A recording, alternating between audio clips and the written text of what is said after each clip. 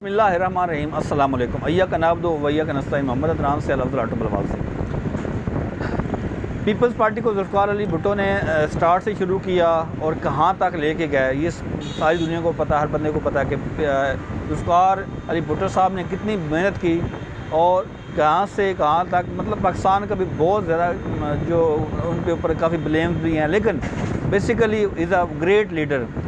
वो उन जैसा लीडर जो है वो पैदा होना कम है, लेकिन वो उनके बाद उनकी बेटी आई बेनज़ीर, शहीद बेनज़ीर भुट्टो, उन्होंने भी वो लेगेसी जो है ना वो कंटेन करने की कोशिश तो की, स्ट्रगल उन्होंने की, लेकिन वो उनसे उस लेवल तक पहुंच नहीं सकी। लेकिन उनकी शहादत के बाद जो पीपल्स पार्टी का आला असद अली ज़रदारी साहब ने किया है वो आपके सामने है। 2008 से 2013 के दरमियान जो लेन देन के मामला थे वो असद ज़रदारी साहब के ऊपर ये नैरेटिव है ना, एक नैरेटिव ही है जो लोगों के दिलों में जाता है।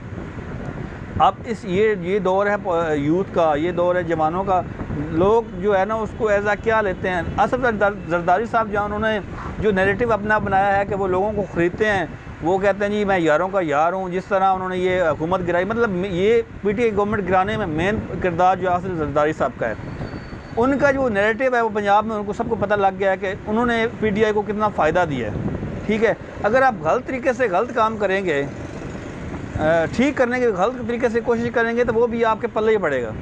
अभी जो इस टाइम के जो हालात चल रहे हैं, असद अली ज़रदारी साहब जो है वो शुजात साहब से मिले हैं, उन्होंने विक्ट्री का निशान बनाया। अभी उनके एमपीएस जो है पीटीआई को उनको ऑफ़र्स दी जा रही हैं, उन्होंने सुप्रीम कोर्ट में वो जो है वो सबमिट करवा दिया है कि हमें ये अता तारड़ साहब, पीछे तो असद ज़रदारी साहब हैं, मतलब है या नहीं है। लेकिन मीडिया के ऊपर एक नैरेटिव बन चुका है कि आसिफ अली ज़रदारी साहब जो हैं वो ये काम पाकिस्तान में कर रहे हैं।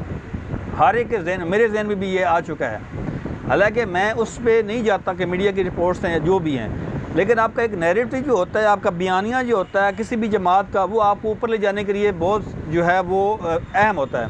अब आसिफ अली ज़रदारी साहब ये नैरेटिव बना रहे हैं, अता तारड़ राणा सनाउल्लाह ने तो मीडिया के ऊपर कह दिया कि मैं जनाब हम तो गायब कर देंगे, तो ये नैरेटिव राणा सनाउल्लाह साहब ने बना दिया मीडिया के ऊपर आके। ऐसी बात करने से आपकी जो पॉलिटिक्स है उसको नुकसान पहुंचेगा।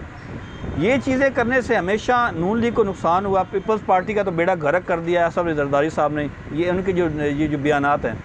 अब हामिद मीर साहब ने रात को एक शो किया, उन्होंने कहा जी कि आसिफ अली ज़रदारी साहब जो है ना, उन्होंने शुजात साहब को एक लेटर जारी किया है उर्दू में। उन्होंने कहा जी हमारी आपसे डील हुई थी कि परवेज़ इलाही जो है हमारे कैंडिडेट हो गए, लेकिन इन्होंने वादा खिलाफी की, जो भी मामलात हुए।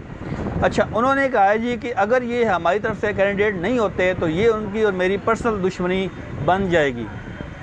अब ये लेटर अगर अहमद मीर साहब जो पढ़ते हैं मेन मीडिया के ऊपर, कैपिटल इस टाइम मोस्ट मोस्ट व्यूड जो है प्रोग्राम है ऑन टीवी, उसकी लोग उसको काफ़ी सुनते हैं। जब लोगों तक ये बात जाएगी तो लोगों के जहन में, जो पीपल्स पार्टी का एक पढ़ा लिखा वर्कर, उसके जहन में क्या जाएगा?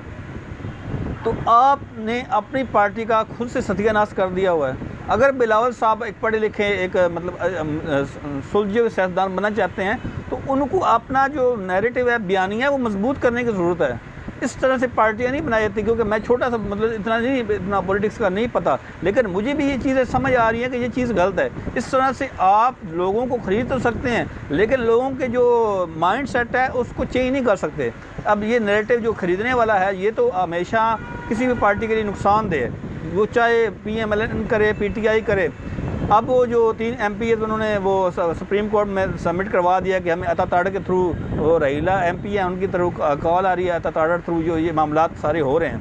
अब अता तारड़ साहब ने जो गंडापुर के ऊपर जो और मुबशर गुजर के ऊपर पाबंदी लगाई, और अब उनके ऊपर पाबंदी लगाई, ये आप खुद ही देख लें कि ये खुद से जो है नहीं अपनी जो मामलात है वो ख़राब कर रहे हैं। अब PTI ने, इनका मुस्लिम लीग नून का, इस PDM का पंजाब में क्या हाल किया है। अब आपकी सोच है, पिंडी वाली सीट कन्फर्म थी PTI की, लेकिन जो भी मामलात हुए हैं वो बाद में पता चल जाएगा।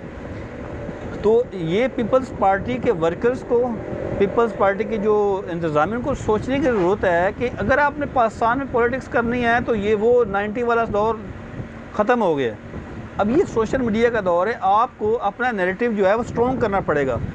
आप इमरान खान साहब ने स्पीच की थी यूनाइटेड नेशन में, उनकी स्पीच से जो अब हमारे जो यूरोप दूसरे मुल्कों में फॉरेन जो हमारे दोस्त हैं, हमारे भाई हैं, जो हमारी फैमिली बाहर रहती हैं, जिसने भी चीज़ें ये सुनी हैं, तो उनका ज़ाहिर बात है नैरेटिव बनाया ना, उन लोगों के दिलों में उनके नैरेटिव ने जगह बना ली है। अब इमरान खान ने जो जो बातें की हैं वो सच हो रही हैं। तो ये तो मतलब ये है कि अगर इमरान खान साहब जो है वो तो अनबीटेबल हो गए हैं। जो तो ये अब आप देख लें, जो शाद रफ़ीक साहब ने जो इल्ज़ाम लगा दिया कि जी करोड़ों रुपए खर्च हो रहे हैं, कोई करोड़ों रुपए खर्च नहीं कर रहा। जो उनका नैरेटिव है वो लोगों में बिक रहा है, लोग उस नैरेटिव को आगे बढ़ा रहे हैं।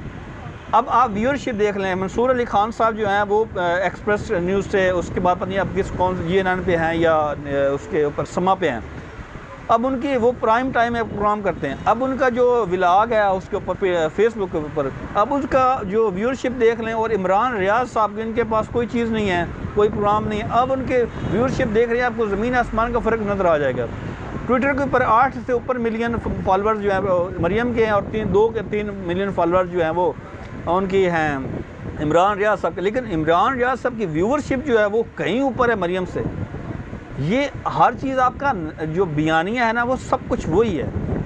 आपने अगर अपना बयानिया पिटवाना है तो जो हरकतें जरदारी साहब जो है माजर के साथ कर रहे हैं, ये आप करना शुरू कर दे तो आपकी पार्टी वैसे ही ख़त्म हो जाएगी।